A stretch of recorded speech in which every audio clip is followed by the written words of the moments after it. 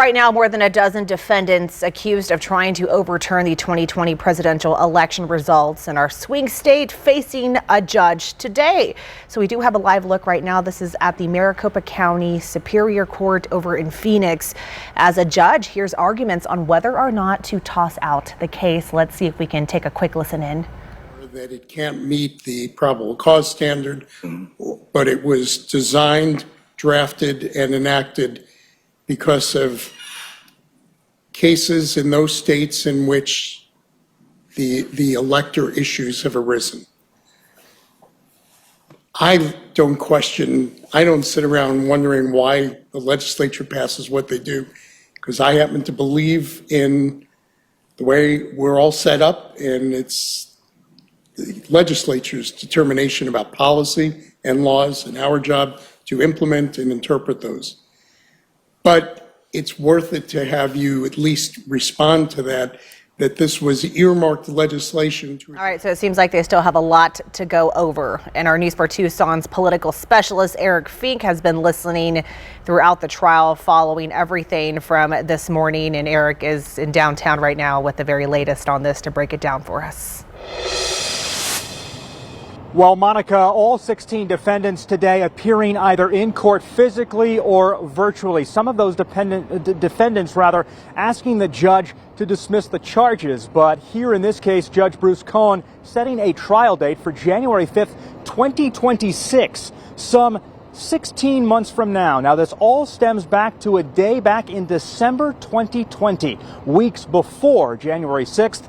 And weeks after President Joe Biden won Arizona by a little more than 10,000 votes in the last presidential election. This is the first critical hearing in this case since a grand jury handed down an indictment on charges of conspiracy, forgery, and fraud back in April. The indictment alleges the defendants engaged in an election interference scheme to overturn the 2020 election results in Arizona. 11 of these individuals met in Phoenix in December 2020 and signed a document falsely claiming former President Trump won the state of Arizona.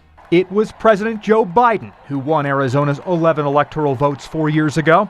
The grand jury did not indict former President Trump. Among those defendants, former President Trump's one-time attorney Rudy Giuliani, Trump's former chief of staff Mark Meadows, and 2 Republican state senators. In court, the lawyer for Mr. Giuliani claimed the case is politically motivated, as this case was brought by Democratic State Attorney General Chris Mays. I mean, this is a prosecution brought by a Democrat prosecutor, and they're trying to weave it together to manufacture a crime when there really is no crime here. If this was brought by a Republican prosecutor, would it be any more valid or less valid? I don't know why that should matter to me. Well, I think what party. I think a lot of people think that. Another way to think about it is this. A lot of people think a lot of things. I'm asking, you made the comment, this was a prosecution brought by a Democratic prosecutor. Right, against Republicans.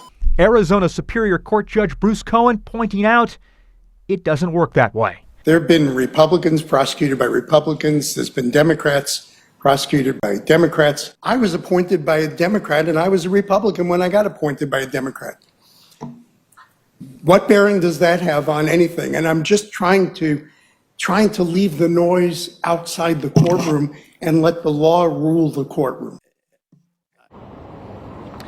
And again, as you heard a moment ago, this hearing is still going on up in Phoenix. We'll have the latest coming up at 5 o'clock. Now, earlier this month, another defendant, Jenna Ellis, a lawyer for former President Trump's campaign in 2020, agreed to cooperate with prosecutors in this case in exchange for the charges being dropped against her.